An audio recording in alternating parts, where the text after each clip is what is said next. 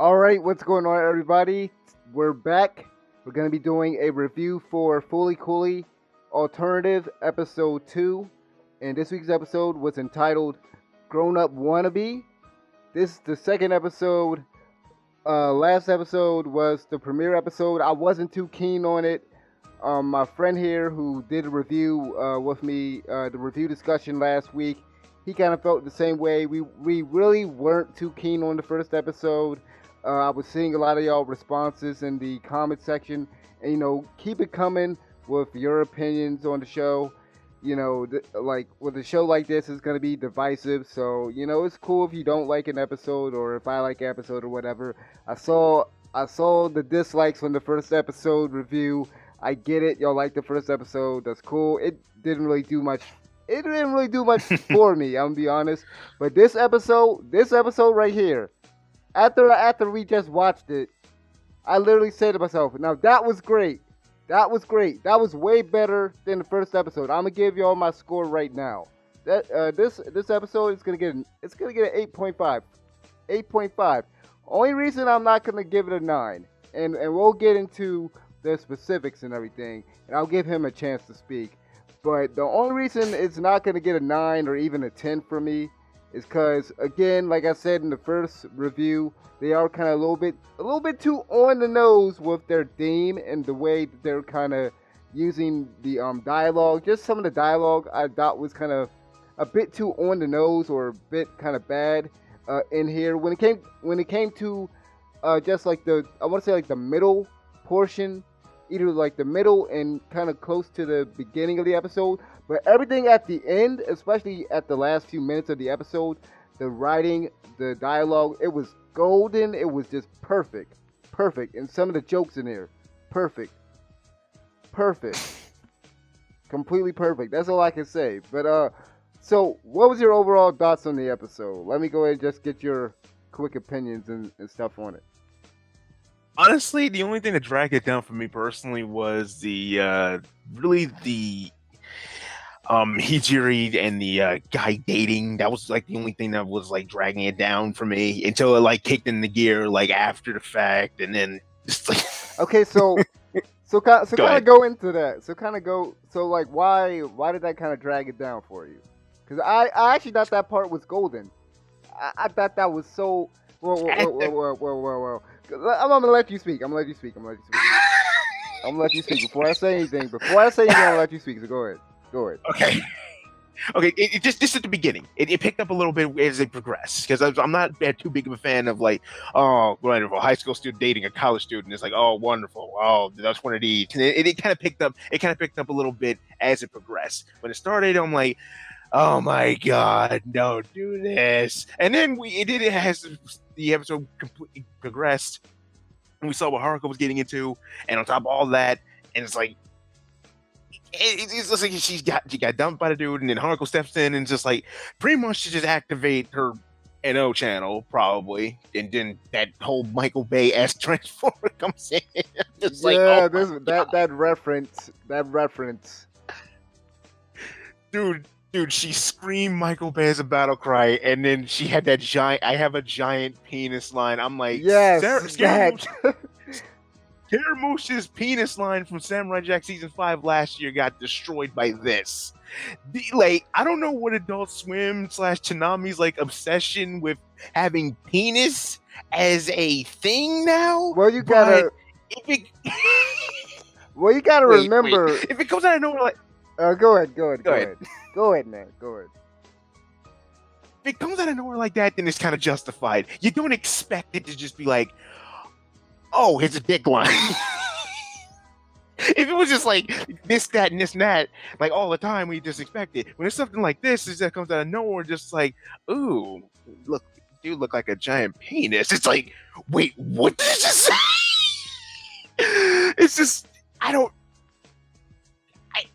it was great. It was really, really great as it progressed. I loved it. And then just how he got his comeuppance at the end of it too, with like Haruko like hitting him beside the head like after the fact just to get the little vehicle out of him. Still, it was like, okay, not to like hit him for his comeuppance, but That's good enough, I guess.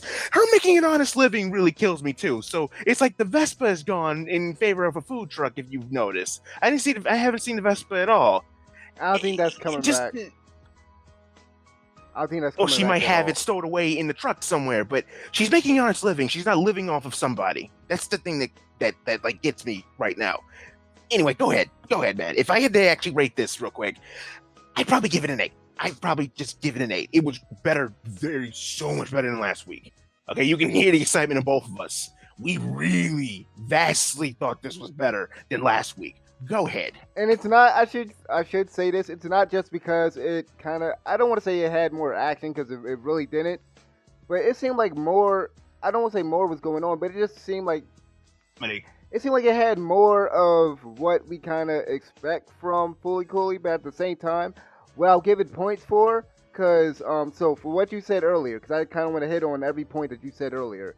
What you said about you not liking the whole situation with the college boyfriend, the 19-year-old, and then Hijiri. I'm probably gonna screw up names, these characters, so forgive me, but that's actually something I actually liked because so like I rewatched the first episode before this came on, and I actually noticed a few things that I actually missed. Like there was like I guess that bottle rocket from the first episode. If you kind of look at it, and I hate to point it out, but I don't know if that was supposed to be in the window right there with that bottle rocket because it does kind of look like a penis the way that they had it shaped. I mean, and kind of bringing up what you said before about the whole penis samurai jack line, and then the line tonight. You have to realize that, and you brought this up to me. You know, when we were watching the Fully Cooley marathon, when that came on, was like the first season was full of innuendo, and so it's kind of going full circle. It's kind of going full circle, but I like that whole thing with the college boyfriend and the depiction because I can say this: it was a realistic depiction of a popular 17-year-old in high school and even 16-year-olds. This happens all around the country, especially in the U.S. I think it was perfect. I thought it was on point. They got the characterization down right with this character right here, and like I said in the last episode review, I wasn't too big on the characters as a whole during the premiere, but when it comes to just eccentric characters, that's what Kana is, and maybe that's why I didn't really take to her as much. But we kind of get to see more of her personality, more of the different girls' personality in this episode, and I thought they did a better job in this episode, kind of just showing these characters the way that they kind of are. I don't think we really got too much from them last episode. Y'all can disagree with me on that. But yeah, you brought up the Transformers reference. I pointed that out in the preview when we saw the preview for this week's episode last week. As I said before, there was a few lines in the middle that I thought were just like too on point. Like, for instance, when she's working, Kana's working, and then we see on the television screen there's a lady talking about the whole space program and how they banned the space travel, whatever. And she's like, we need to act like grown-ups. And then there's other lines in this episode where like, what does it mean to be grown up? Something grown up. It's like I felt like it was just too on point, and y'all can disagree with me on that. But like, what do you think? I mean, am I kind of reaching for something here? But I mean, I just thought you don't really need to like. It felt like they kind of felt. Don't really need to go there. Like it felt like the writers kind of felt like it seemed like maybe they thought that they needed to kind of hammer home the message and kind of the theme of this episode, but they kind of didn't. They did a perfect job with Hijiri and her whole I guess arc is the wrong term to use, but her changing by the end of the episode and realizing, okay, yeah, she's just as bad as this guy. She's been looking down on people and acting like she's more mature than what she is and that she's better and, you know, everything like that. And I just really appreciate the fact that they actually kind of focus on this character instead of the main character who, again, y'all can disagree with me, but I don't think the main character is really too interesting to me so far.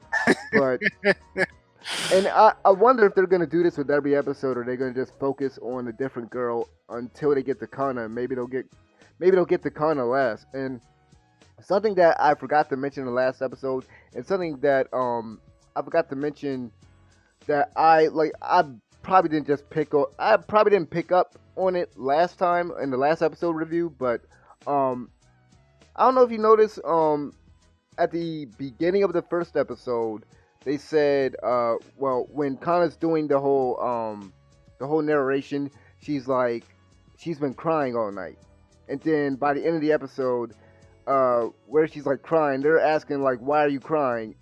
And then like in this episode, you kind of see like there might be something going on with her. I'm wondering if it's gonna be a whole.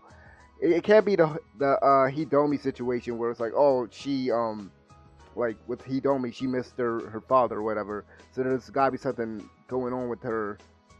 And obviously her father's at home, her family life. It doesn't seem like it could be something with her family. So maybe it's something where like she doesn't know what to do with her future. Maybe that's of course what they're trying to hit on, is that she doesn't really know what's next in her life, after high school and stuff. So I'm guessing that's gonna be like a major thing that she's gonna have to like deal with by the end of the season. I can see that. Like her family life really is not that bad from what we've seen. Her brother needs to get his hand out of his ass. Yeah, I saw that. Next episode. I'm like, Jesus, dude. This man was reaching. Wash your hand in bleach. This man was reaching down his butt crack. Her younger brother. She was just looking at him. I was waiting for her to say something.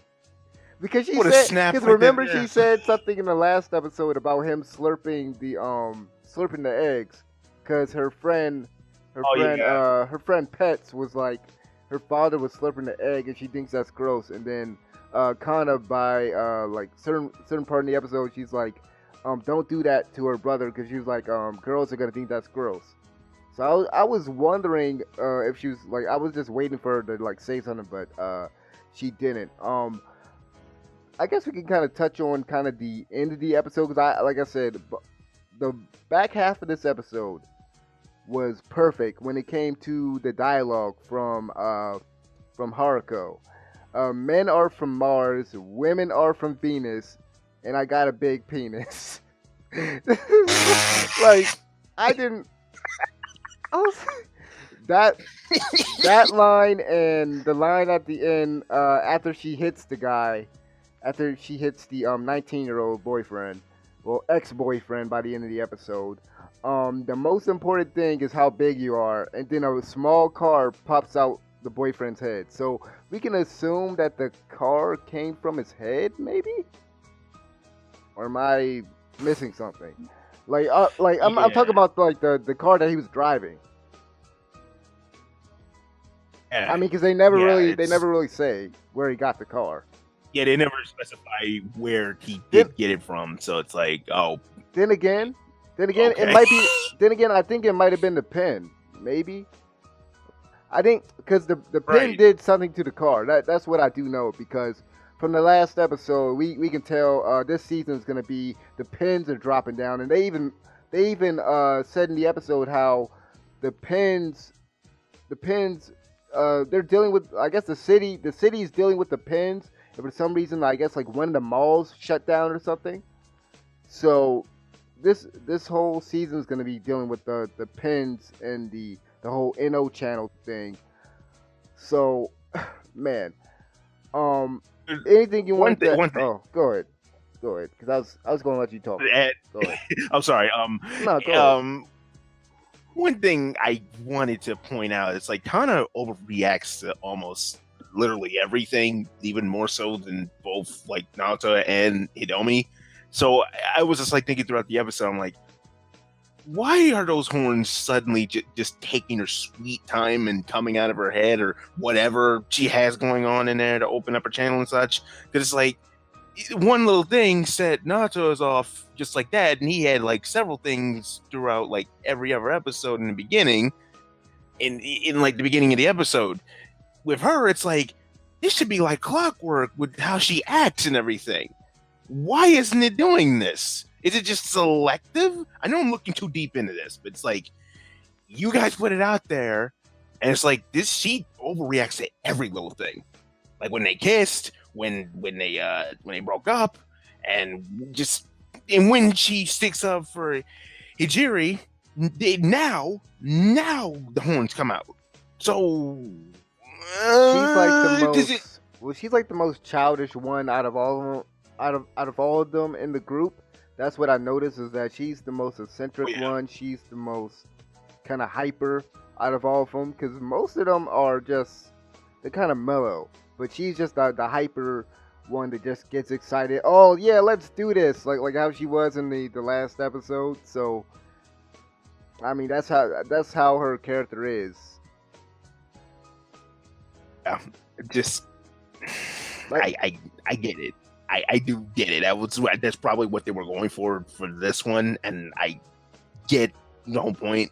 It's like I even pointed this out last week. It's like she's hyperactive, and she also has friends with both, and not people that she deals with just because she has to deal with them. That's the main. There's two big differences between her and the other two.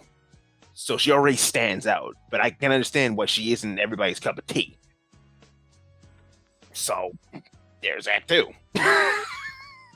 yeah, well, when you think about like how she reacted in this episode when she saw Haruko and the guy kissing in the car, and I gotta say that the animation, like when they were showing her face and stuff, that got to me. I thought that was really good. The animation in general, and again, some of y'all might disagree because, like I said before, I'm no expert on when it comes to animation and stuff. I leave that stuff to you. I leave that opinions and stuff to you. I try to I try to ask you, try to, because you know this stuff more than me. But I thought it looked great. I thought animation wise, I thought this episode was good.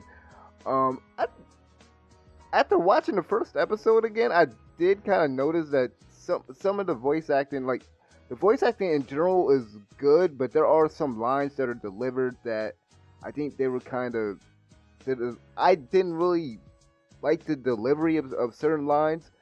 In this episode, I thought it was better. I thought it was way better. The way that the boys were acting in school to Hijiri when they found out that she's dating the older guy, and the way that they set up the whole fact that she has because they were speaking on it later on in the episode how she basically rejected all the boys in her high school and said, "Oh, I wouldn't date anybody in the school." And I've heard so many girls say that when we were in high school. I lied to you not. That's why I said that this is a realistic depiction. It's a realistic depiction of a popular high school girl, and I will give them credit for that. That is perfect and on point. And something I noticed from the first episode, and sorry to keep going back to that first episode, but I think I really did miss some stuff. But going back to that first It's episode cool. though, um, the girl, I'm trying to think of her name, Pets, she had that, cigar, or yeah, well, cigarette rather. She had a cigarette in her mouth, and she's having, and they'll probably like I said earlier, they'll probably touch, and I think that's what they're gonna do is probably touch on each of the girls. Maybe each episode will focus on each girl, which would be cool if they did it that way. Cause it's still gonna be like a 10, 12 episode season, right? Or is it gonna be 8? Like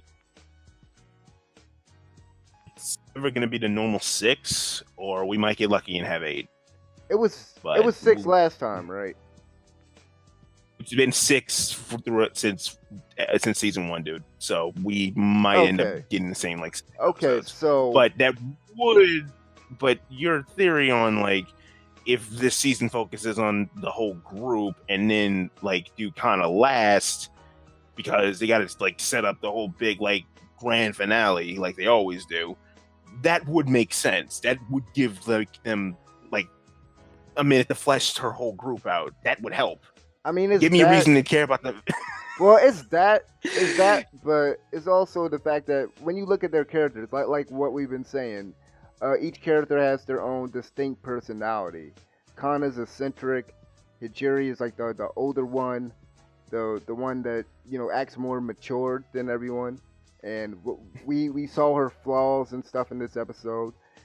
But I feel like what they're doing and the reason why they kind of set it up this way is to kind of break down the different type of high school girls and their problems, because these girls have their different problems that they're going through that I'm pretty sure we're gonna see play out within these next few episodes or whatever.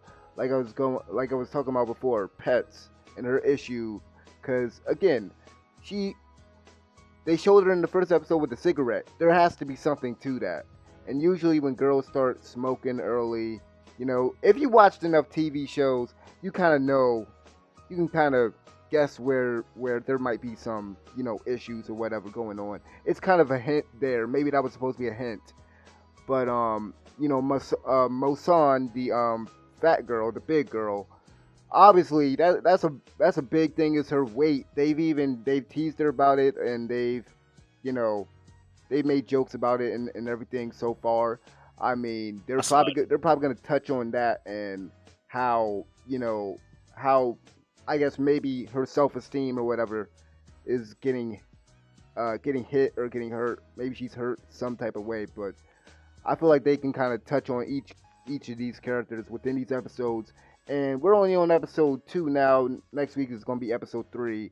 And when you think about it, the first episode, okay, let's introduce the audience to these characters. Episode 2, let's focus on Hijiri. Then maybe next episode we focus on Mosan, and then pets, and then like by the end of the season, because when it comes to because okay, so like for this second episode, got so hold on. Yeah. So it will work. I'm trying to figure out if that will work. So yeah, it will work because that will leave us with what? What? Maybe two more episodes. Maybe two more episodes if they focus on all these other characters. I mean, that will leave us with 2 episodes for them to. Okay, we got the characters out of the way. We got focusing on these characters, and then now we can kind of tell a more general story. You get what I'm saying? Yeah, I understand. Yeah. So that's how I kind It of think work. they're probably going to set it up. So Could work. any final thoughts? Because I think we've kind of touched on everything. Um, really, again, I hope the episodes keep up the pace like this one does, and have just as much as hilarious lines as that penis slide and then Michael Bay battle cry. Now, like I didn't. just I'm not gonna lie. I didn't like. I missed that. I was too focused on because that was like after she made the whole penis joke, right? Because I was too shocked about that. I was still on that, so I missed the Michael Bay. But yeah, that's an obvious reference. You got the Transformers reference in there, so that was obvious that they were gonna probably pull something like that. yeah. So yeah, I have nothing else to add except like keep up this momentum because this was really good. This was a really good episode. So yeah, that's all I got to add to it anyway. Better than last week. Yeah, Much better than way last week. better, way better than last week. So yeah, that's pretty much all we gotta say for Fully Cooley episode 3. Let us know what you guys thought about this episode in the comment section below. And we're out of here. We'll see you guys next week for next week's episode. Peace and bye bye.